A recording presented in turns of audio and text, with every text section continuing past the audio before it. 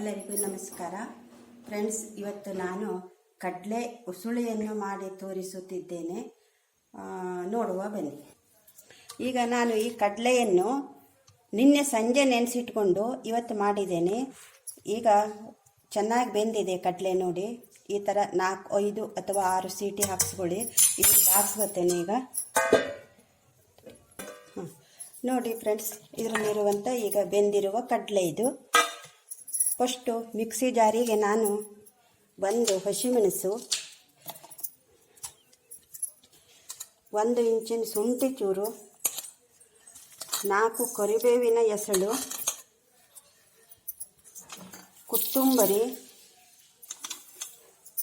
ಜೀರಿಗೆ,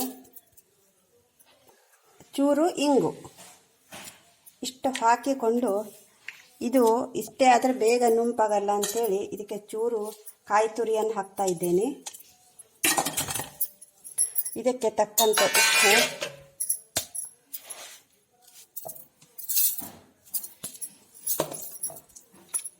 ಈಗ ಮಿಕ್ಸಿ ಮಾಡಬೇಕು. ನೋಡಿ ಫ್ರೆಂಡ್ಸ್, ಈ ಥರ ಪೇಸ್ಟ್ ಮಾಡಿಕೊಳ್ಳಬೇಕು. ಈ ಮಿಕ್ಸಿ ಜಾರಿಗೆ ಬೇಯಿಸಿಟ್ಟ ಕಡಲೆ ಸ್ವಲ್ಪ ಆರಿದ ಮೇಲೆ ಮಿಕ್ಸಿಗೆ ಹಾಕಬೇಕು. ಜಸ್ಟ್ 2 ರೌಂಡ್ ತಿರುಗಿದ್ರೆ ಸಾಕು. 2 ರೌಂಡು ಹಾಕಬೇಕು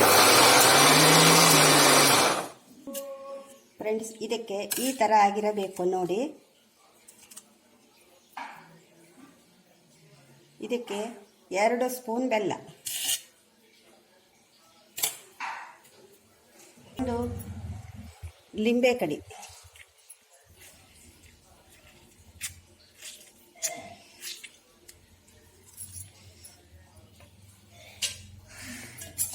ಇದನ್ನು ಚೆನ್ನಾಗಿ ಮಿಶ್ರಣ ಮಾಡಬೇಕು.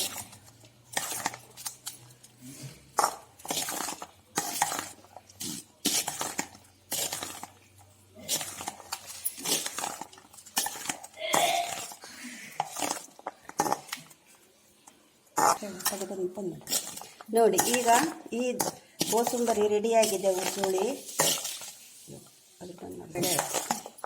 ನೋಡಿ, ಈಗ ಕಡಲೆಯಲ್ಲಿ ತಯಾರಿಸಿದ ಉಸುಳಿ ರೆಡಿಯಾಗಿದೆ.